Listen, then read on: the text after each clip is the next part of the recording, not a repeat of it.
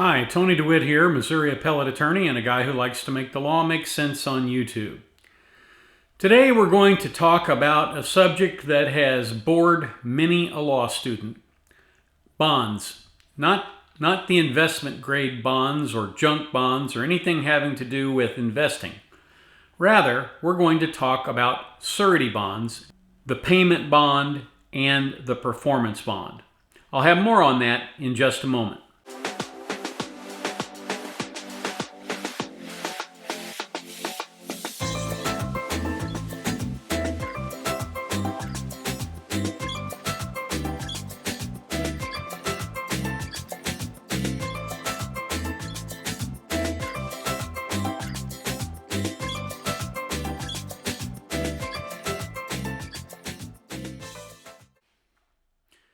So you found that perfect piece of land. You got a nice view of the lake, or maybe you have a nice view of the mountains, or maybe you just have a lot of trees on the lot and you really like the location. You're gonna build your dream home. And you know a couple of pretty good contractors. Is all you have to do sign a contract with a contractor to get your house built? No. We're going to talk today about something that is very important if you actually want to get your dream home built and be able to live in it. And that is specifically the interplay between payment bonds, performance bonds, bankruptcy, and mechanics and materialman's liens. So let's get started. As anybody who's ever had work done in a garage knows, you sign a piece of paper that says you grant a mechanic's lien to the mechanic until your car is fixed, meaning that if you don't pay the mechanic, you don't get your car back. It's a lien that's recognized by law that allows the mechanic to get paid for what he did. Now, you may think, well, what does that have to do with building a house? Well, just as the car mechanic can hold on to your car, somebody who does mechanical type work, whether it's nailing nails or sawing wood, is still performing a valuable service, and they can be protected by a mechanic's lien. Now, the mechanic's lien on the car is perfected by grabbing a hold and taking control of the car. In a mechanic's lien in a building situation, it's done by filing certain paperwork in the courts. But either way, when someone works on your house, whether they are working directly for you or whether they're working for the contractor you hired, they have a valid lien on your property, assuming that they perfect it. Now, the other type of lien is called a materialman's lien. And a materialman is somebody who provides material for the house. The lumber yard, the people who provided the lighting, the people who provide the wire for the wiring, the people who provide the conduit for the electricity. All of these people who supply products and goods for the construction of your home have a materialman's lien. And then the third thing that comes up is, what happens if, for whatever reason, your contractor can't get the job done? So let's talk about a situation that I've seen develop probably 20 or 30 times in my career. Somebody goes out, they want to get their dream home built, and they hire a contractor. Now, the contractor is insured. He has good insurance, promises that he will turn any claims into his insurance agent if something happens.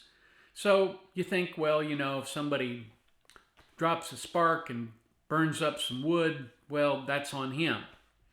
That's usually true. However, I want to point out that not everybody is honest.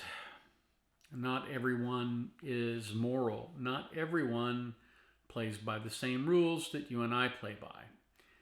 And for that reason, like President Reagan said, you have to trust but verify. And the best way to verify in a situation where you're having a house built is to get a payment bond and a performance bond. Now, if you go to your contractor and say, look, I want a payment and performance bond on this property before you start building, most of the time they're going to say, well, you don't need that. No, that's a waste of money.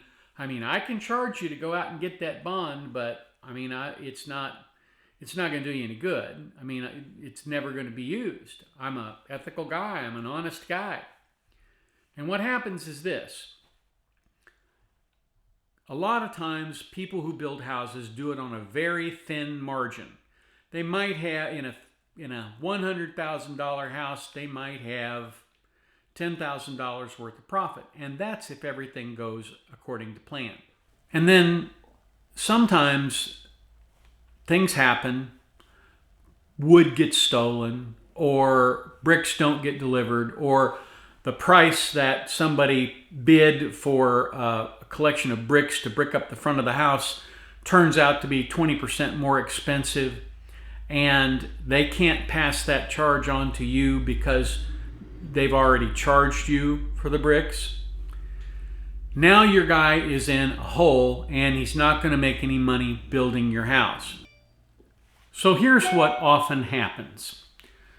A contractor will have a number of different jobs going, and one of them will go bad.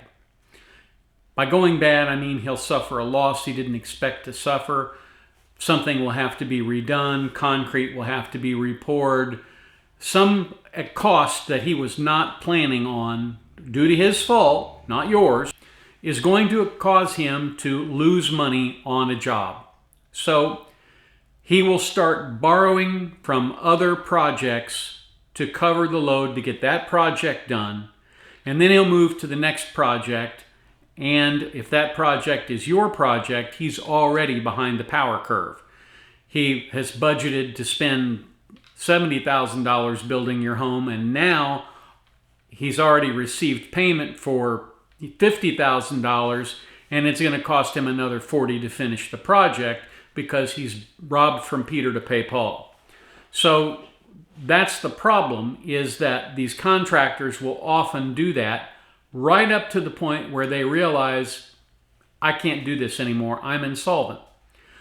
Since most of the companies that do this kind of thing are limited liability corporations or S corporations, they will file for Chapter 11 bankruptcy. And what happens in Chapter 11 bankruptcy, you might ask? Well, an unsecured creditor, and guess what? Just because you have a contract doesn't mean you're a secured creditor. It means that you are a contractual creditor. Those costs, those liabilities get written way down. And in some cases, where the contractor is just hopelessly insolvent, the fact that you paid him $70,000 and he doesn't have the $70,000 and he can't get it, you've lost your $70,000. You can't go after him outside of bankruptcy. You have to be satisfied with what you get in bankruptcy, and that might wind up being $1,000. So in that situation, you are completely hosed. But let's suppose, just for the sake of argument, that he gets your house built. Your house is now completely finished, and you're sitting around the back fire pit one night making s'mores, and somebody walks up and hands you a notice that says they have a materialman's lien for $30,000 for the equipment and other supplies that were used in your property. And if you don't pay them, they will foreclose on their lien and take the property. Now, foreclosure laws vary from district to district, state to state, and it is possible that that might not be the case where you live. But either way, you've got a lien you're going to have to clear before you'll ever be able to have marketable title in that house. So these are the reasons why it is necessary to get both a payment bond and a performance bond. A payment bond ensures that your subcontractors and your materialmen are going to be paid. They are going to basically get everything that is coming to them, not from the contractor himself, although that would certainly be preferred. But if for some reason the contractor goes insolvent, then the surety comes in. That's the company that issues the bond. The main reason that almost every contractor does not want to give you a payment or performance bond is because part of a payment or performance bond is a personal guarantee. And what that means is you, as the contractor, have to guarantee that you will be good for this out of your personal assets, not out of company assets. So they don't want to give that bond because it puts their personal assets at risk. Because guess what? If you sue XYZ Construction, the XYZ Construction may fold up and go away, and you may get something out of that lawsuit. But the bottom line is you're not going to be able to take the contractors home if you agreed to do business with the LLC or the S Corporation, that is the entity that built your house. So that puts you in a bit of a pickle if you don't have a payment and performance bond. It will cost you some money, depending on the grade of contractor and how well respected that contractor is and whether he has ever gotten a payment or performance bond previously. That will tell you whether you should continue to do business with them. If they refuse to give you a payment and performance bond, I would find another contractor who is willing to do that. Because you can't predict what the market is going to do. There is good evidence as we sit here in July or August of 2022 that the market is going to take a huge downturn. The economy is going to take a huge downturn. There is going to be a recession. In a recession where the economy contracts, there's not as much work to be done. There's not as many goods to be sold. And as a result, people tend to suffer financial problems. That affects families just the way it does contractors and businesses. And for that reason, particularly when you're going into a downturn in the economy, as we are today, you need to protect yourself with a payment and a performance bond. A good contractor will have no problem giving you one. A bad contractor will try to stall, will suggest you don't need one, and in fact, that's more evidence that you do need one. So the way it works is if your contractor goes bankrupt or files for bankruptcy and he hasn't completed your house, the performance bond will ensure that you get money to finish your house from some other contractor. And on the other hand, if the house has already been finished and your materialmen and your subcontractors have not been paid, for example, the company that ran the electric wiring didn't get paid, the payment bond will pay them.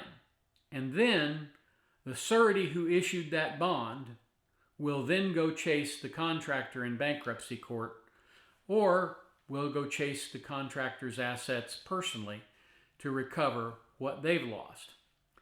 It's $1 million a year business in most places for bonds. Bonding companies exist to give people like us satisfaction that we are going to get our dream house built and it's going to be there and it's going to be all ours when we're finished paying for it. So I hope that gives you some indication of when and why you might need a payment and performance bond. And if you have any questions about this, please feel free to leave them in the comments down below. And if you haven't already, please go over here and subscribe to our channel. If you haven't already, tap on the notification bell so you get a notification every time we release a video on this channel. Thank you again for watching. Have a marvelous day, folks.